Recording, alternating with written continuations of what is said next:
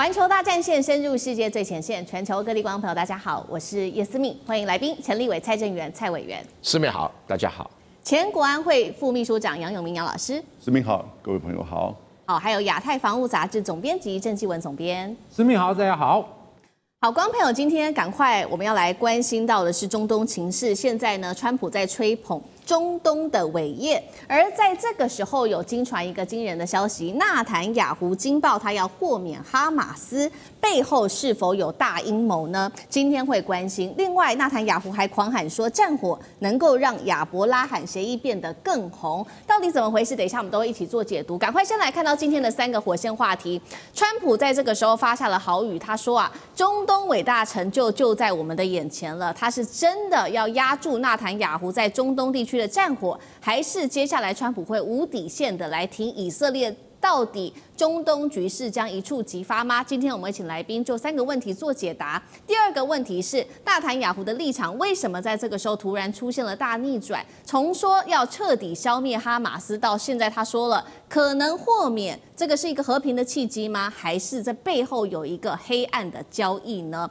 第2个问题，最后一个问题是战火能够迈成和平吗？纳坦雅胡在这个时候狂言亚伯拉罕协议不会受损，还会更被接受，他凭什么有这样子的底气？今天也会回答。赶快来看最新的消息，是川普的发文，也就是在今天哦。美东时间9月29号，观众朋友来看到哦，川普预计呢就会在白宫正式的来会晤纳坦雅胡了。双方预计在这一次的会晤上面会来谈的是加萨的停火和和平计划，而在这个计划见面之前，现在呢，川普已经发言了，他说各方都参与了史无前例的进程，我们一定会搞定这一场协议，实现中东伟大的机会，并且他也特别强调了他非常的有信心。纳坦雅胡在此刻也发出了狂言，他说亚伯拉罕协议不会因为以色列把战火蔓延到这些国家而受损，反而是会变得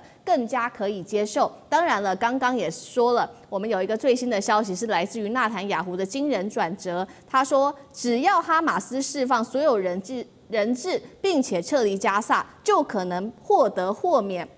这是他首度的态度大转向。来自于阿拉伯媒体的一个外泄文件，现在也曝光了，说呢，川普愿意在以色列公开接受协议48小时之内，替哈马斯领导人来提供安全通道，而以色列则是要释放数百名无期徒刑的囚犯，上千名的加萨人，还要交还数百具巴勒斯坦的遗体，到底怎么回事？委员怎么看？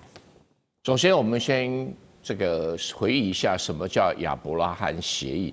亚伯拉罕协议啊，是以色列跟阿联酋跟美国在2020年8月所达成的协议。这个协议的主要内容啊，就是说，如果以色列跟巴勒斯坦人能够达成某种程度的和平协议，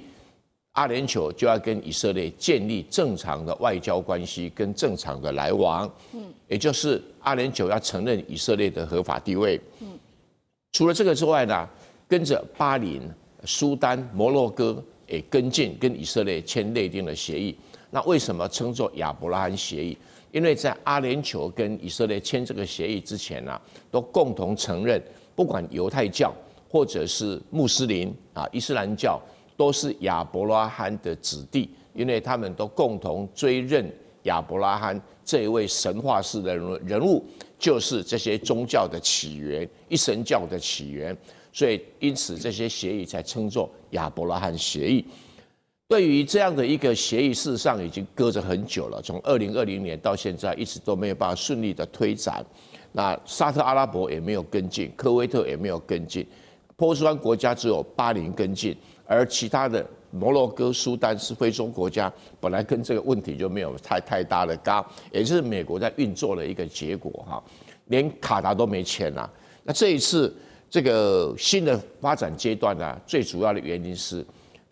川普啊丢出了一个21点的和平协议。如果从字面上来看，21点和平协议是跟过去的其他协议的比较有很多进步的地方啊，包括这个要在这个加萨走廊建立一个由阿拉伯国家所监管的巴勒斯坦加萨走廊的自治政府那这个如果能够成功，当然是把这个以色列的影响力排除在加沙之外，也把哈马斯直接从加沙走廊赶走，全部都赶走。而且一般的哈马斯还会得到豁免哦，所以基本上架构大概就是这个样子的。是。而且要使得加沙走廊完全非武装化、完全中立化啊。然后这个美国还有很多国家要负责重建跟投资。这个基本上是一个雄心壮志的计划，但是也要需要哈马斯跟以色列配合啊，你们交换人质也好，你们交换怎么等等都好，这基本动作要做哈。而且这个计划被披露之后呢，这2天以色列态度有发生了蛮大的转折。之前他在联合国大会讲的还是这种纳坦雅胡这种很强硬的态度，对。然后这个21点计划披露之后，他有了很大的一个修正。这个修正就是你刚才讲了，他可能愿意豁免现在还留在加沙走廊或者还在其他国家里面的哈马斯领导人的罪责。其实这个是在呼应这个川普的21点计划。21点计划是媒体披露，美国是还没公布，但至少媒体披露。也就是说，他给美国先一个面子，探视一下其他的可能性。因为以色列底线是说，我不应该把军队撤离开加沙走廊，我撤离开加沙走廊，这个巴勒斯坦的其他的极端组织就会死灰复燃这是他的立场。但是对于川普来讲说，你不走，我其他东西都弄不了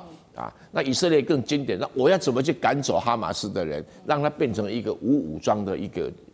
个国家也好，或者一个自治政权也好，那这个可能是未来川普跟纳坦雅胡2个人要去瞧的最后的结果。但瞧完了以后，其他阿拉伯国家能不能接受？即使其他阿拉伯国家是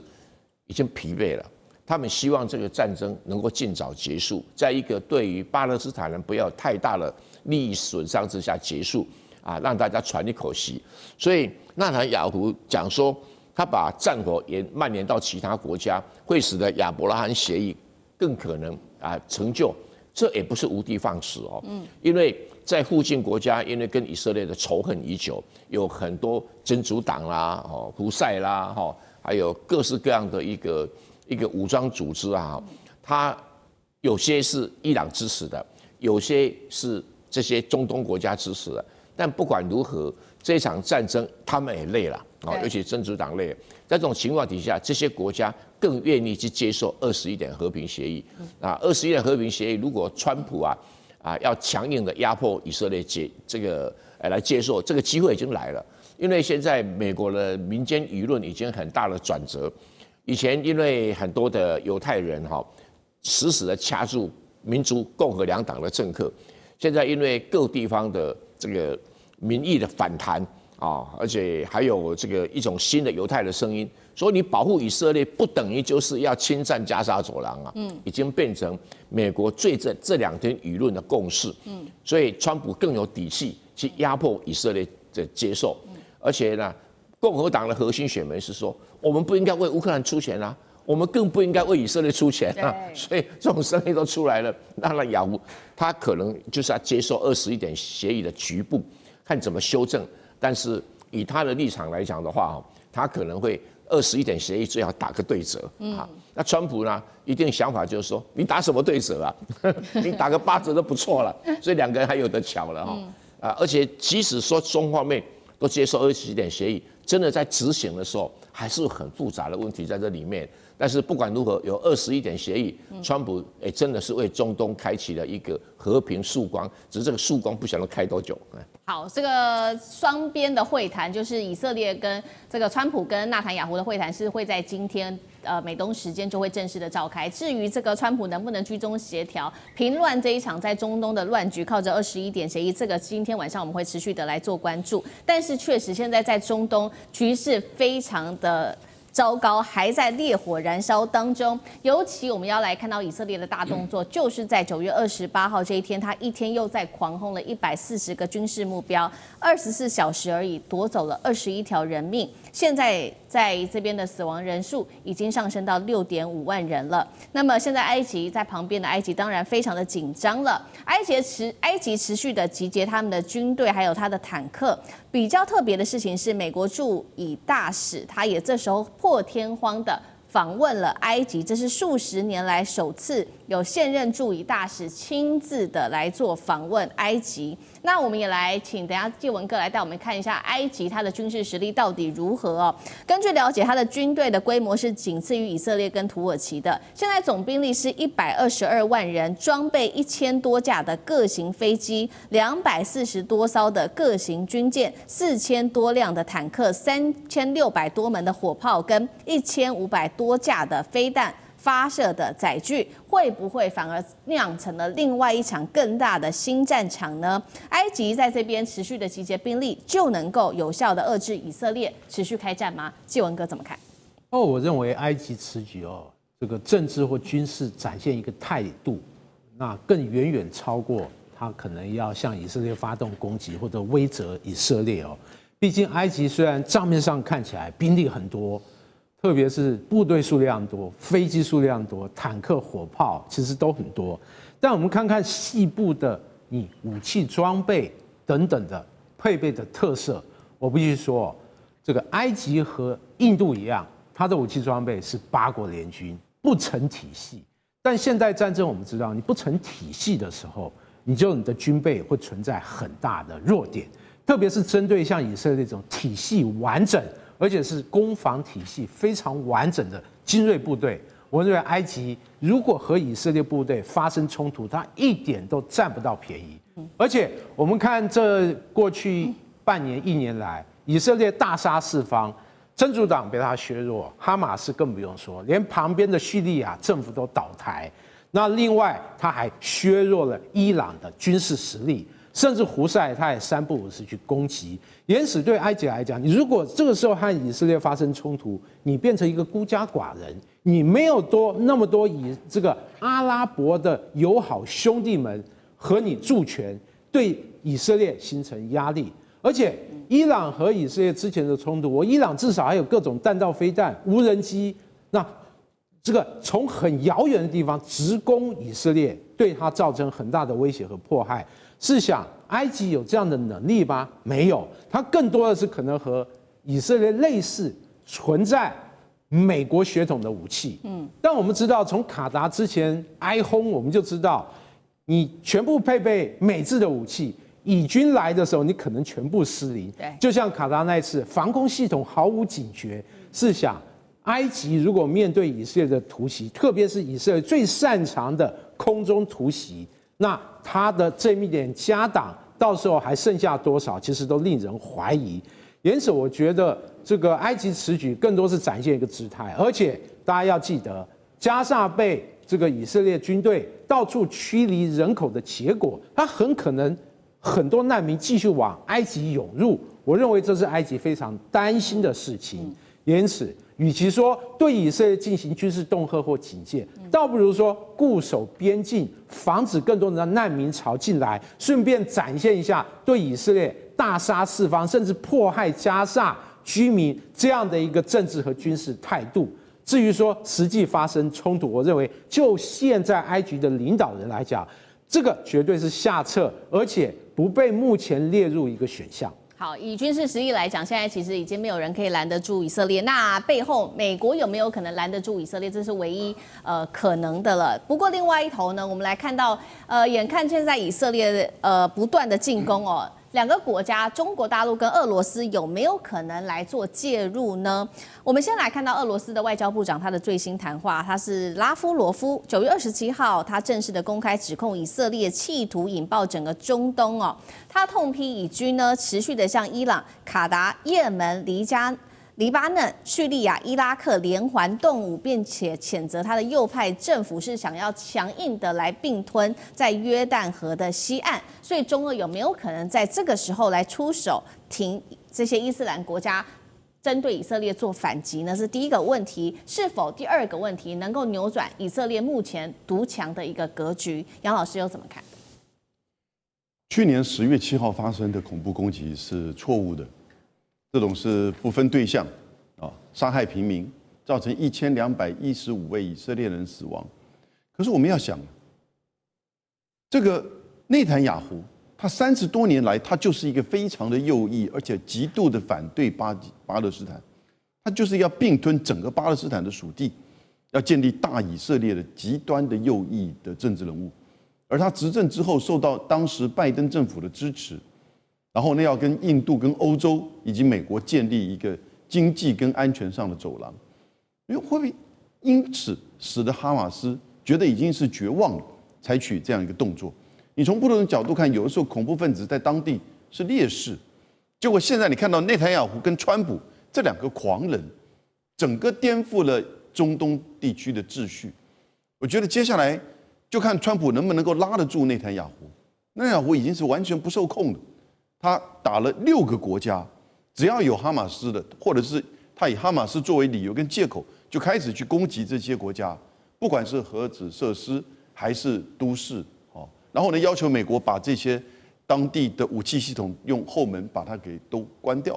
让帮助他，甚至进一步提供他这个相关的一些资讯。所以现在美国的一个界限是，他到底要让以色列继续的去占领，不只是加沙，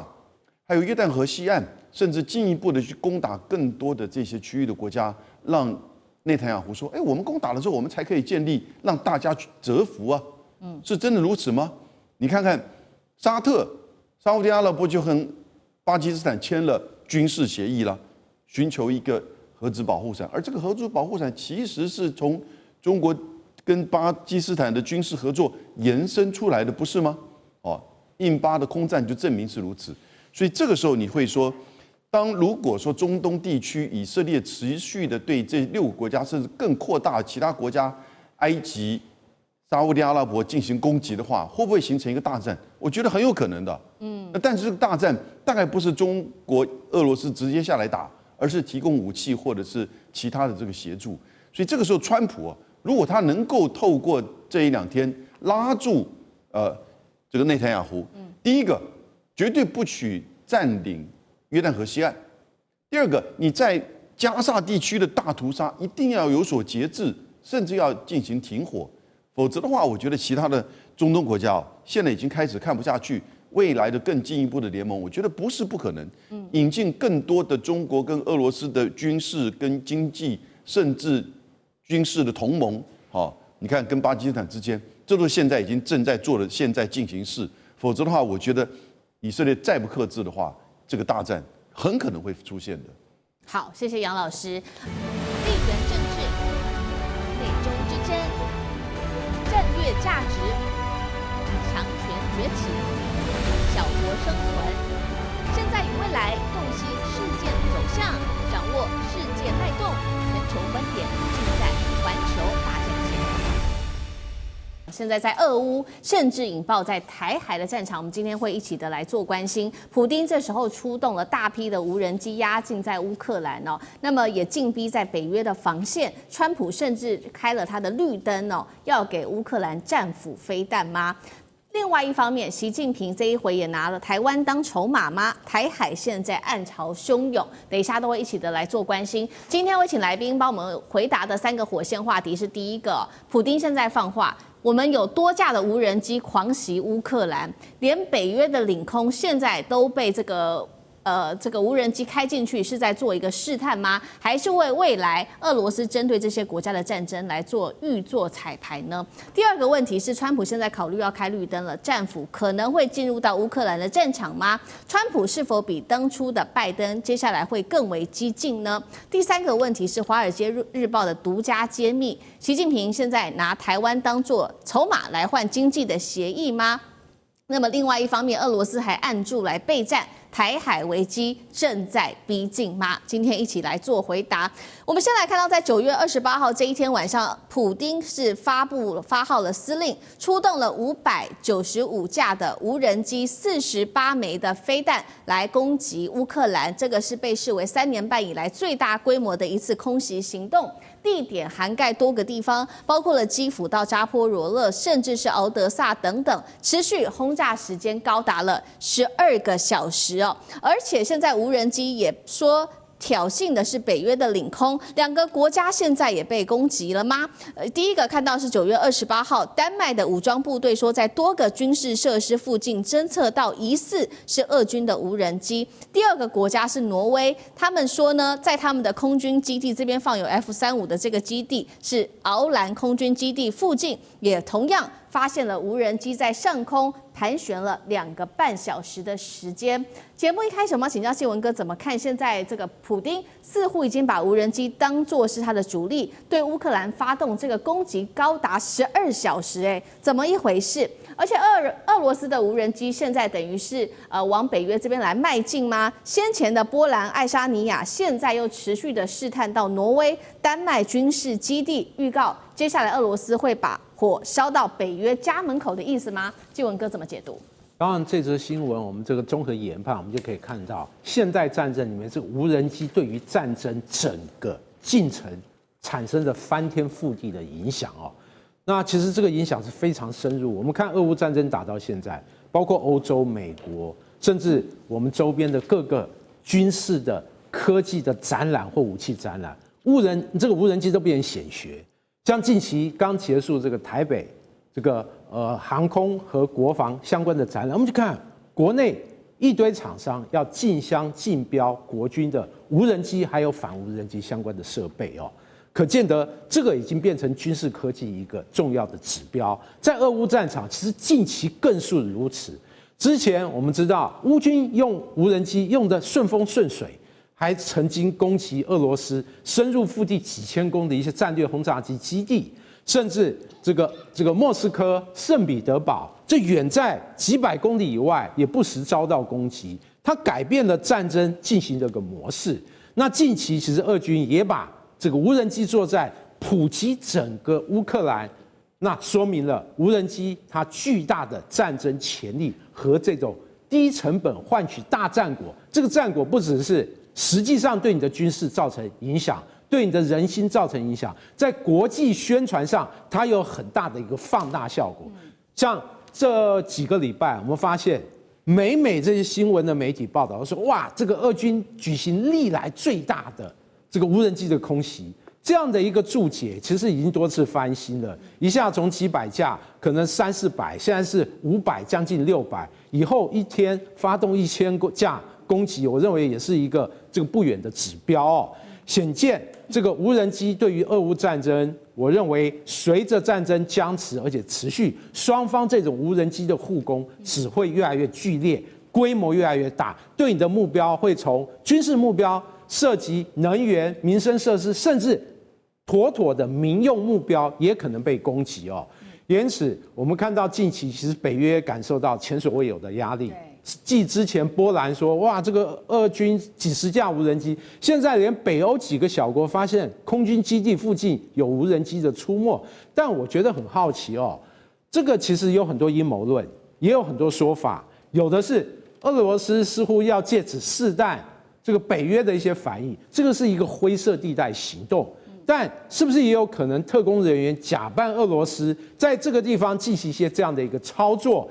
这个已经变成罗生门，无可考究。毕竟这些案例目前都没有抓到，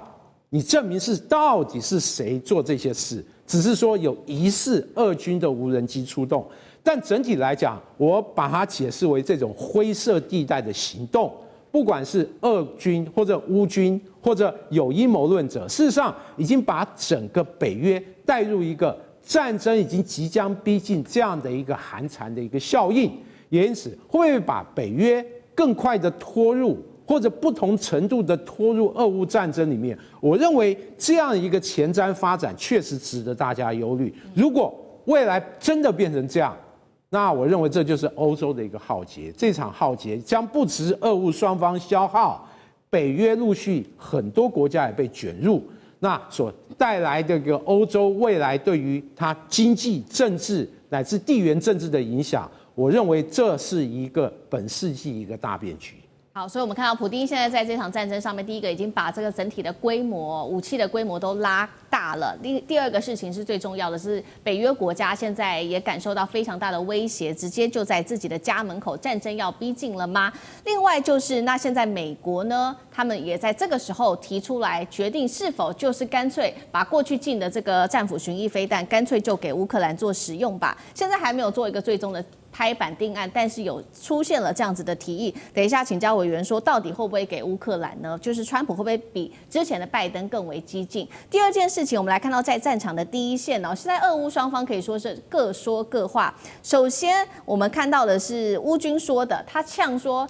俄罗斯啊，你今年呢这个春夏的攻势是彻底的被瓦解了，几个地方你都没有拿下，不管是苏梅、哈尔科夫，或者是顿内茨克、红军城等等。但是俄方马上的反击，他说我们俄军在顿内茨克、第聂伯罗地区都夺下了3个村庄。到底接下来俄军能不能达到原本所设定的目标？委员又怎么看？2个问题。这要看俄军的战略目标是什么。如果俄军的战略目标只是要乌东这几个州，他到目前跨进去第聂伯罗州就已经超出这个范围了。那如果俄军只是乌东几个州，他不需要去攻击敖德萨，也不需要去攻击基辅，所以俄军的战略目标可能会各说各话，到底他的战略目标是什么？那美国要不要把巡弋飞弹或者其他的更高档的导弹交付给乌克兰来升级俄乌战争？这是美国的选择，也是美国的判断。就是有了战斧飞弹能不能削弱俄罗斯的战争能力？因为从一开始这俄乌战争这场战争的设定，就是欧洲国家美国认为很快可以削弱俄罗斯的战争能力，但是没想到不但没有削弱俄罗斯的战力还一天一天在成长，这一点是出乎所有人欧美国家这些什么了不起的伟大的军事规划家们的一个意料之外。乌克兰基本上已经灭亡了哈，我同意他已经灭亡，他已经没有任何扳回的机会跟空间。你即使提供巡弋飞弹也没有用，提供核子导弹也没有用，这时代已经过去了哈。那尽管说这个乌克兰总司令谢尔斯基说：“哎呀，俄乌战争春夏攻势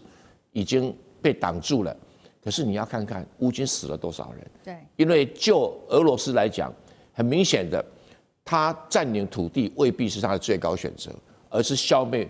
乌克兰军队的有生力量才是他真正的选择。就是说，最极端的状况底下，把乌克兰的男人全部杀光，这是俄罗斯真正要达成的战略目标。而土地反而不是，所以你可以看到好几次，他每次围而不攻，然后等你救援部都来，那城中被围了不打，就打外面的这个救援部队。因为来救援的部队通常都是比较有战力的，年龄比较轻。也比较有训练的老兵的部队比较多，所以俄罗斯的战略意图根本就不仅仅要乌东各州，他认为就是说我把你乌克兰的男人都杀光，你乌克兰军队有没有去军事化就达成了，去纳粹化都达成了。其实这个战略不是俄罗斯发明的，美国南北战争，林肯的战略就是这样子。林肯的战略就是说，只要全部看到男人全部杀光，不准投降，所以他叫这个 Earth Scorch 火烧大地的一个战略。后来果然南北战争打到最后，为什么南方投降？南方不管成年男人3个死1个，这是一个很高。而现在乌克兰到了这个3-1被杀光的位置还没有，所以俄罗斯的认为就是说，反正我把你乌克兰男人杀光，你再多的武器也没有用，而且你来武器升级，我也升级。刚才我们的这个郑总编讲得很对了哈，就说这是欧洲的灾难，可是欧洲的灾难谁找的？欧洲自己找的。对啊，因为你没有算准俄罗斯的战争能力，你贸然去鼓动这场战争。如果这个欧洲要参加的话，那是欧洲的灾难。但是欧洲灾难越多的话，中国的崛起会越强大。好，讲到中国，那我们就要持续来看，那现在是不是台海战争同样的也是一触即发呢？因为这个是来自于这个《华尔街日报》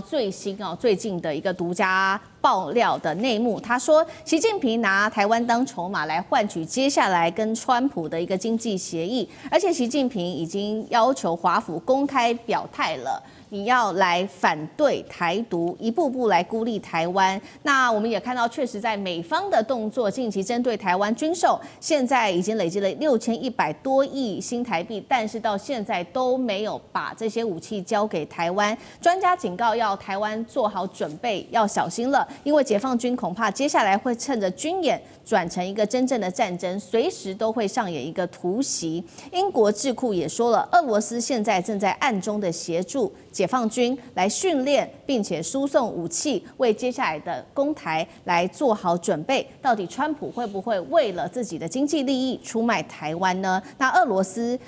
是否在这当中来按住中国大陆？那么中共是否由演转战，突袭台海？这个剧本是否可能真的发生？杨老师又怎么看？我倒反而觉得，北京其实是要把台湾议题当成中美之间双方关系定调的主轴。他要看到美国到底你的政策态度是什么。美国川普政府现在反而有可能把台湾议题当作是筹码，而且不只是在中美关系上是当作筹码，他现在把台湾议题当成他要去拿下台湾晶片的一个筹码。这个卢特尼克他自己亲口讲的，他说看到中国一心一意要拿下台湾，那我现在另外想，美国一心一意想要拿下台湾的晶片，都有想法。其实这就是显现出现在在中美关系上面，马上他们要举行川习会，川普也有可能在明年年初的时候去访问中国，这就是一个时间点。在台湾议题上，北京要美国清楚的表态，有3种。其实以前都会说不支持台独，反对任何一方改变现状，这是美国的说法。不支持台独是主轴，反对任何一方改变现状是副标题。但现在呢，川普2上来之后，就退到只是讲副标题，就反对任何一方改变现状，就不支持台独。如这个 Rubio 上来之后呢，美国的国务院就把那个网页的不支持台独的话给拿掉了。然后你再看到9月13号，从 AIT 到国务院在讲台湾地位未定，其实这就整个改变他对台湾政策的认定。至少从民进党这边接受到的讯息是，他支持民进党的台独论述，才会有徐国勇讲的没有台湾光复节。而他说没有台湾光复节的用意，就是因为台湾跟中国互不隶属，谁给他这么大的资助，让他这么大胆，作为民进党的秘书长这么直接的讲，这不就是台独宣誓吗？因为美国讲的支持台湾地位未定嘛，所以这个时候啊，你双方在川习会的时候之前，2个国防部长跟外交部长 Rubio 跟王毅通电话，董军跟赫塞斯通电话的时候都谈到台湾问题，可是9月19号的时候川习通话却没有谈。我觉得他们有谈，但是呢，大概没有固定的内容，就等待也许接下来在川习会的时候啊，美国会表态。美国到底是会讲出回到不支持台独，还是说会希望《华尔街日报》所讲的反对台独？我觉得《华尔街日报》就是美国的国务院放出来的消息。也就表示说他们不会讲到这一步，但他可能回到会不支持台独。然后呢，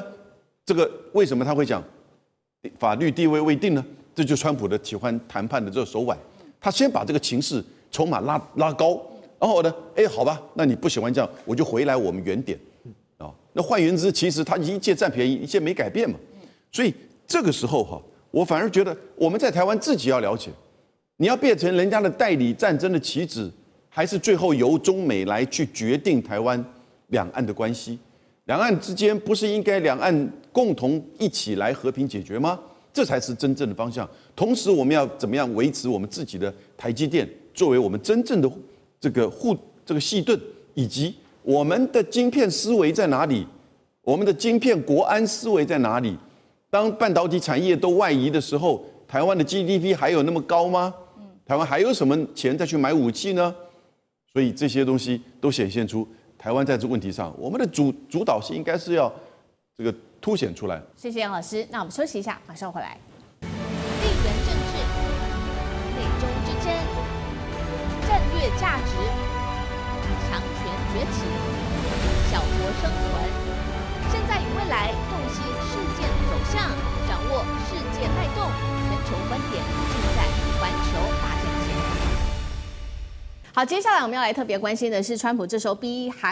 南韩要预付3500亿美元的金额，它变成了一个提款机外交哦。掀起的是韩国是否爆发金融风暴危机呢？现在李在明非常的紧张了，在这个时候，他突然间打出了一个亲中牌，祭出了对于中国大陆免签的这个牌。在接下来的 APEC 峰会，他能不能背水一战呢？今天一起来做关心，赶快来看到李在明，大家还记得吗？当时在7月份的时候，他曾经高调承诺说，确实我们南韩会投资美国3500亿美元，但是没有想到没过多久，他就话才说完就打脸了自己，他说，如果没有保障措施，那么南韩是有可能会重蹈覆辙当年1997年的金融危机的，所以他又不想要付了。那川普在这时候还是坚持，他说你南韩就是必须要预付这一笔庞大的投资金额给我们美国的。南韩的总统顾问这个时候也跳出来，他说韩国现在真的没有办法，无力啊，依照你川普要求用现金来预付这一笔这么大的金额哦，3500亿美元的。他说，接下来我们只好想办法了。一直到10月份有一个 APEC 峰会，我们在这个之前会想出一些替代方案来跟你们背水一战。话说完之后，我们来看到川普最近又夸口了，他说啊，不管是日本还是南韩啦，日本呢是会给我们5500亿美元，南韩是3500亿美元，这些都是一次性的支付哦，把盟友当成了提款机。好，那接下来这个3500亿美元，李在明到底要从哪里生呢？川普是故意强人所难，南韩的经济会不会陷入金融风暴？委员怎么看？南韩经济会崩溃。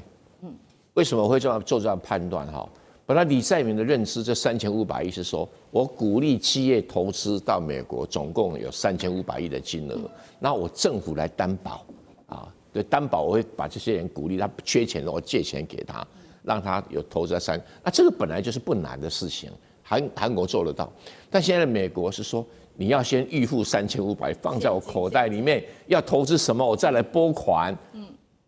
李在明到哪里生这3500亿？为什么？我来算给大家听啊。虽然韩国整个这个 GDP 大概是1兆8000亿，但是韩国的外汇存底只有4156亿，换句话说，外汇存底通通搬过去也不够啊。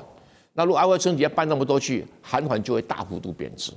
韩元大幅度贬值，它的进口物价就上来，因为韩国很多东西要靠进口的，整个进口物价会造成严重的通货膨胀，因为它的进口的占 GDP 比例太高了，因为 GDP 只有1.8兆啊，而它进口量都快要1兆了，所以这种来来去去的话，会造成它很严重的输入型通货膨胀。那输入型通货膨胀来就是经济衰退嘛，所以它撑不住的。这个数字，他觉得，我们来看看另外一个数字哈，韩国从以前到现在，政府总赤字多少？7356亿美元，那等于你要再借超过50%，增加了政府负债去筹款给他，韩国的金融系统就崩溃了嘛，对，就崩溃。你韩国还没动作的话，我就先把韩元给卖了，或者是借韩元卖掉买美金。看你怎么贬值，所以金融危机当然会复测。金融危机就是外汇存底太少，要支付的量太大。那你只有4000多亿，要支付3500多亿，当然先卖韩元嘛，所以我是觉得这个川普的做法是改变原来的协议，本来是讲好的是这样，改变原来的协议。那改变原来的协议基本上像什么？像一个土匪去占领一个村庄了以后，要村民呢把所有的财产全部交出来。这个是一模一样的，所以我说美国这个政策叫做土匪经济啊。那这个他说要这个找替代方案，没有替代方案。这个韩国你最好就是把你家的老婆小孩然后财产全部端出去给美国人。所以现在美国以前的道德光环会不见了，这个新的美国国际秩序会解体，而且解体的对象是韩国。韩国恭喜韩国，祝贺韩国。好，接下来怎么办呢？那南韩眼看着自己如果真的交出了这个3500亿美元，真的经济就会崩溃了。那他们现在先想出一个办法，是不是？这时候他们突然间想到了啊，干脆我们赶快恢复跟中国大陆的关系吧。所以在9月29号这一天，正式的他们决定恢复对于大陆的团客的免签哦。那么一次可以停留15天，被视为是这个8年来首次李在明政府终于要改善和大陆关系的重大一步。韩国力拼全年观光收入从中国这边来要达到7000亿，杨老师怎么看？接下来会导向中国吗？开放观光就可以这个把要付给美国的3500亿给这个平衡回来吗？怎么可能的事情呢？对，他只不过是在做老早应该做的事情。那这2天其实中国驻韩国的大使馆还有一个声明，要求中国大陆前往韩国的旅客以及在韩国当地的中国人要注意到韩国的反中示威。韩国怎么会这么多反中示威？从李习月下台之后，这很不可思议，因为他认为李习月下台是因为中国人所造成的，是因为中国在要准备对韩国做政治颠覆，反正这些理由啊，比当初川普认为他这个选举被偷走了还要夸张，还要荒谬，而他们还真的坚信如此。到现在为止，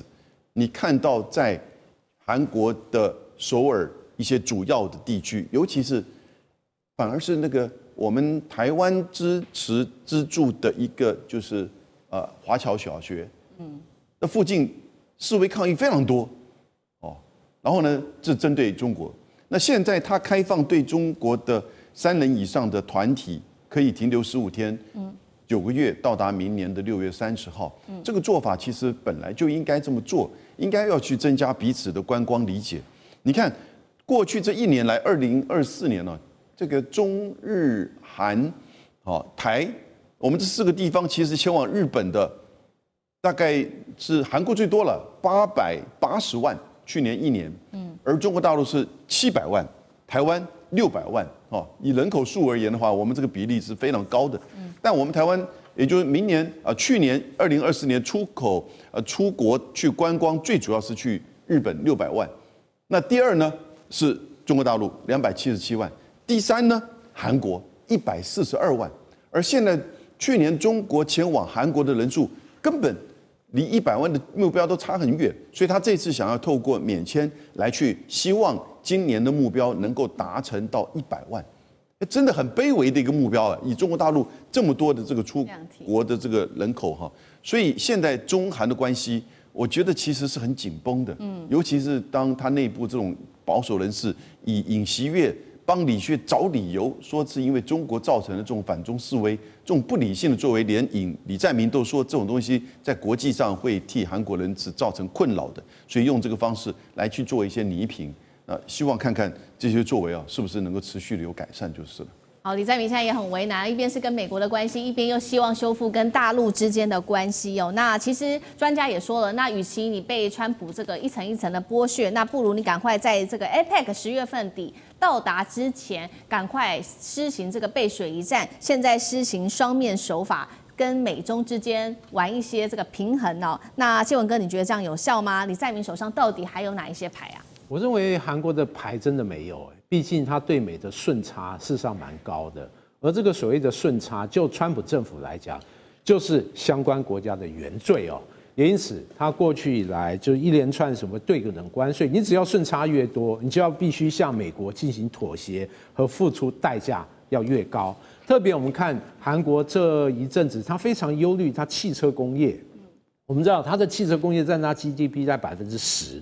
而它所有的这些汽车来讲，1/4是出口到美国市场，也因此，如果美国市场韩国汽车整个销售受到重大影响，其实对它的整个出口，甚至国家的 GDP， 它的影响是非常非常的巨大。也因此，我认为韩国这次抛出所谓双向策略是一个软性的诉求。那所谓的双向，就是韩国积极向美国表明，我愿意跟你在各个领域合作，我都愿意。好好的务实来谈。那另外让美国来思考一下，我们在这么多领域里面，哪一些是立即可行，而不会让我韩国受到重伤？我认为这是软性的诉求。但我认为对于川普来讲，他就是直接现金交易，对等，那没有什么打折的空间。而且过去以来，他对朋友、对竞争对手、对于他的对手，他的要求其实都差不多。因此我认为所谓双向策略这么软邦的一个策略，我认为对川普政府事实上不会产生太大的效果。也因此，我认为对于对美的谈判，不管是 APEC 或者后续，对韩国都是非常艰难的谈判。韩国需要付出的代价，那肯定会很惨重。好，谢谢继文哥。那我们休息一下，马上回来。地缘政治、美中之争、战略价值、强权崛起、小国生存，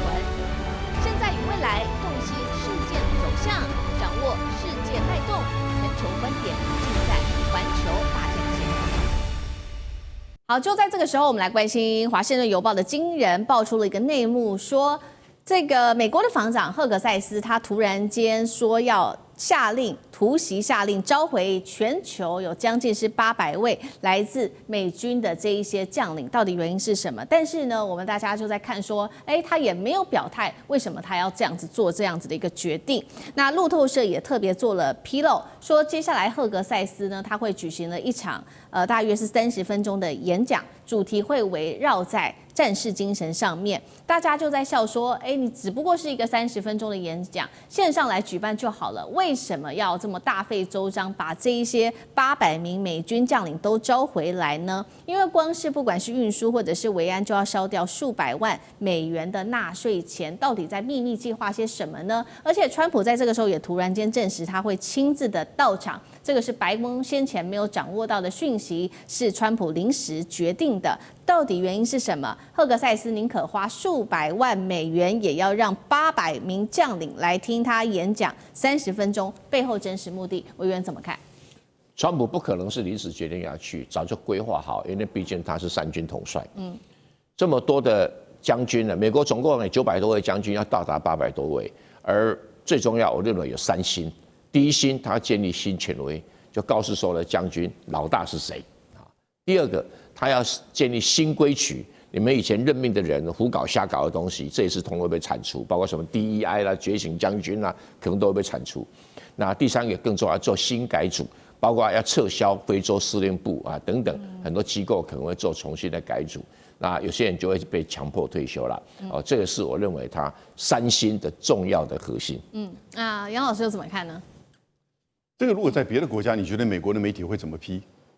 这不就是走向独裁吗？这不就是掌控军队吗？但是他这么做，我觉得很简单，也就是为了要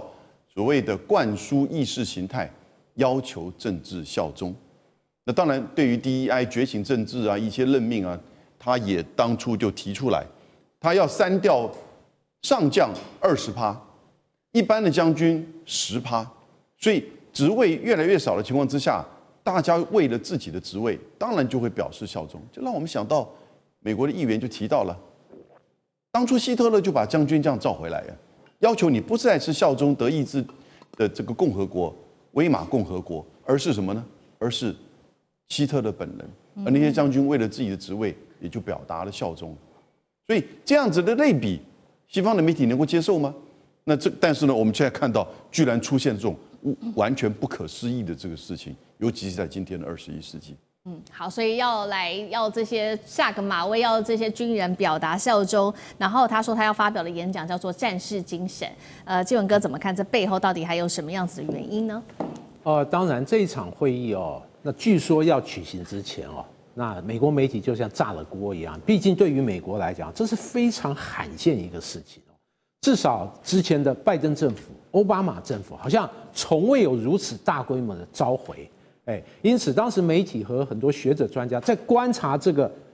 未来当举行的会议之前，纷纷做很多揣测。那包括是不是美国整个海外或者它的国防政策有重大的调整，尤其是对于俄乌战争。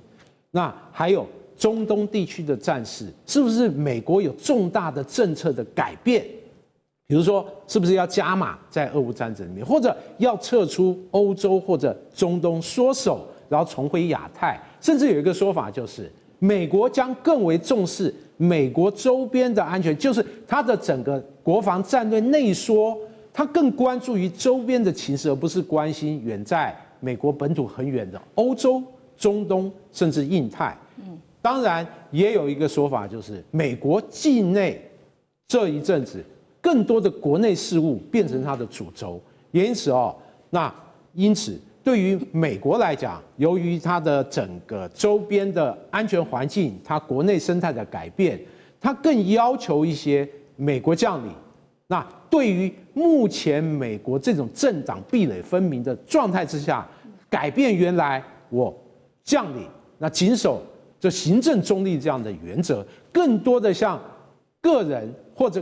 这个政党进行妥协，就像刚才杨老师讲的，那需要你军人更多的政治表态，尤其是近期他在处理一些像在加州的一些事务，在华盛顿特区一些内政的事务，他更多的调集了像国民兵，甚至陆战队都有参与，就是把以前美国军队可能都用于对外的用兵、对外的任务，它更多的频率用于国内的事务，是不是代表了美国不只是要关注这个周边的形势，甚至把很多美国的军事力量用于解决它内部的一些问题？更何况这几年随着美国政治的加剧、政党竞争或者恶斗的加剧，那让美国所谓爆发内战的这种担忧，或者学者或者专家一些警告经常发布，因此对于美国未来的军事走向，这场会议是不是在这个部分有所琢磨？从这次这个赫格塞斯所要发表的主轴两个嘛，一个是军事这个标准，还有一个战士精神。这个战士精神是不是要在这个部分，特别政治化这个部分有所琢磨、有所强化？当然就是引发外界很多的关注。当然这个会议好像30号才举行，那正式举行了以后，谜底揭晓，他到底讲了什么？我认为可能对于整个事情的来龙去脉，或者美国国防部，乃至于说未来他要改名为战争部嘛，他到底要做什么，或者美国重大一些政策的调整，我们可能才更为清楚。但比较有意思就是，川普后来临时决定我也要参加，那贯彻了他所谓的这些将领要向领导人进行一个书呈或者某种形式的表态，这个成分似乎更高了一点。因此，对于美国的军事文化或者美国的军人文化，我认为随着美国政治国内一些形势的改变，正在发生悄悄的改变。建文哥觉得说，意思就是说，接下来美国的军事会变得更加的独裁化，甚至走向这种集权化的一个方向走吗？我不认为说未来会很集权化，像这个极端的案例变成纳粹德国或者以前斯大林统治时期，但美国的军人可能不像以前那谨守所谓的军事专业、行政中立，他更多的要考虑一下政治的因素，特别是美国国内现在民主共和壁垒分明，因此这股壁垒分明之风会被吹向美国的军界，更多的将领在晋升的同时，他考虑到，跟政治人物关系的经营，就像很多国家状况一样。我认为此风会被吹向美国的军界，带来一系列有趣的化学变化，这个是我们未来很值得观察的一个部分。好，谢谢基文哥，谢谢。地缘政治、内中之争、战略价值、强权崛起、小国生存。现在与未来洞悉事件走向，掌握世界脉动，全球观点尽在环球大战线。好，接下来中美晶片战，我们要来关心到的是川普恶霸现在逼宫台积电，要来掏空台积电之后，台湾还会剩下什么呢？另外，今天也会关心黄仁勋砸了1000亿豪赌，但是惨遭现在北京对他全面断单，全球的半导体霸主的地位，会不会让中国大陆捡到便宜呢？今天会一次来做解读。我们先来看到《华尔街日报》的独家爆料说，川普为了要推行他的晶片国产化的新规定，他现在已经提出来了一个新的规定。他说，美国自己本土进口跟产能，这个从进口的部分呢，要达到1:1，就是美国制造跟进口产能是50%对50%的。如果没有办法做到，就会对这些国外的国家来课征重税。意思就是说，他接下来的目标100%美国制造的晶片要从设计制造到封装都全面移回美国去。那么接下来大家就在关心了，台积电接下来怎么办呢？你这些高阶的先进制程也会未来技术完全的转移美国，台湾接下来是不是就没有筹码，完全被掏空了呢？我们来看到，川普确实在近期对于台积电可以说是连环的逼宫。从4月份一系列的政策，他说，第一个，4月份他呛杀，如果不设厂对台积电课征最高100%的关税。紧接着6到8月，大家还记得吗？要求台积电投资3000到4000亿美元，甚至传出要台积电收购英特尔49%的这个股权呢，来换减税。我们来看到几个专家的说法，他说，如果台湾失去了台积电，半导体上下游的供应链也都会一起被带到美国去，台湾在与国际的重要性就会大幅的降低了。另外是台经院也特别说了，台积电被逼付美国投资，并非是用商业手段，而是整个美国的国家力量做介入的。对于台积电来说，并不是一个公平的竞争，但是对于美国来说，就是一个利多了。尤其是在美国产能的台积电、美光跟格罗方德来说，都是有利的，有助于他们接下来这些大厂跟客户来当作是谈判的筹码。台积电现在已经变成川普美国梦的人质了吗？台湾还能守住这些半导体护国神山的战略价值吗？让台湾的先进制程是不是真的可能就会被掏空了？委员怎么解读？不是已经被掏空，是正在被掏空。1:1的政策就是台积电要把它的制程厂房一半搬到美国去，达成台湾一半、美国一半的这样的一个目标。那会达成这个目标哈？其实，这几个学者讲对，它是个政治力量的运作，不是一个企业决策的结果。我们来看政治力量的结果是什么？只要今天台湾的政府说我不准你出去，我不批准台积电出不去。台积电目前的董事会里面，凭良心讲，超过2/3以上是美国人，只有1、2个官派的官员没有美国国籍以外，其他都是美国人啊，包括魏哲家都是美国人。好，所以你要面对这个客观的事实。那他们身家性命在美国，他会不听美国政府的话吗？所以台积电的高层本来就是美国在控制的。那如果台湾政府不允许他出去，他也没办法出去。这个都会同意，就水到渠成啊！你要50% 了，没有关系，我给你70%啊！你要70%，我给你80%，就台积电的处境。那如果回归到纯粹的企业的经营架构的话，台积电更不必理会川普讲什么。为什么？我一个厂也不用到美国去盖。为什么？哦，你要课100%啊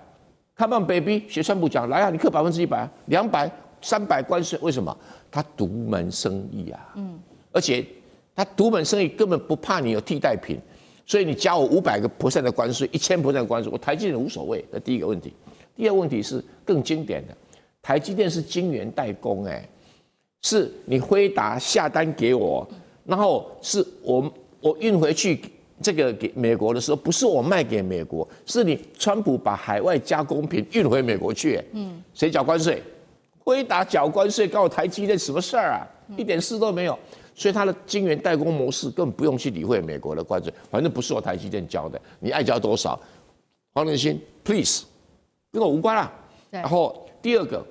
我可以不用啊，所以它纯粹是政治运作的。那政治运作就是。因为台积电的外资股东有70%，台积电的董事会都是美国人，然后台积电所在的这个政府单位是亲美的，是甜美的，是贵美的，是美国人的奴隶，就很自然会有这种结果啊。所以台湾的老百姓也别给台积电期待护国的神山，你们的白日梦已经破了啦，因为川普正在实行了我刚才讲的土匪经济啊。是好，那等一下有关于台积电的相关细节，我们等一下也请纪文哥来帮我们补充。不过我们也来看到，那辉达呢？辉达最近也是蛮头痛的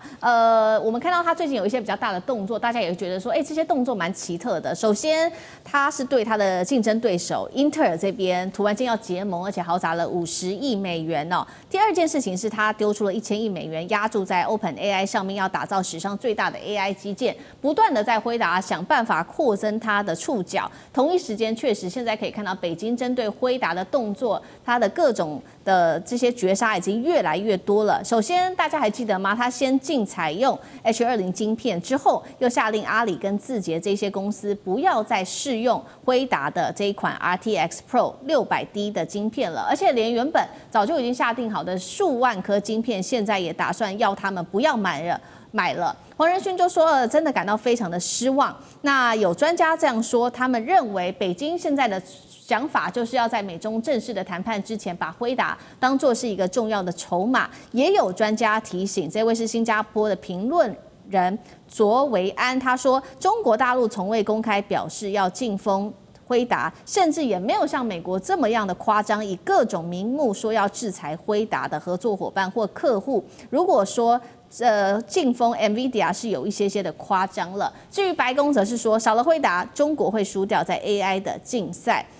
黄仁勋现在砸了这么多钱针对中国大陆的市场，会不会在中国大陆的狠心断单之下失去它的霸主地位？杨老师又怎么看？我们了解辉达是哪一家公司？是美国的还是中国的还是台湾的？辉达是个美国公司，而辉达可以卖到中国的芯片，其实被美国政府还不断的受限、再受限、降格再降格。那在整个从川普1到拜登到现在川普2，美国对中国的科技战的打压管制有没有停止？完全没有。所以一直都是美方在出手，美方在制裁，美方不希望中国在芯片的制造上、发展上超越美国，赶上美国。那当然，这个时候中国大陆就必须要寻求自己的技术自主。什么叫技术自主？其实就晶片自主。也就是说，从这个中低阶到高阶，现在我们都知道，大概成熟制成的这个芯片，中国大陆其实已经要超越台湾了。也就是说，它已经是成为全世界主要的生产者，那消费者主要的也是他自己。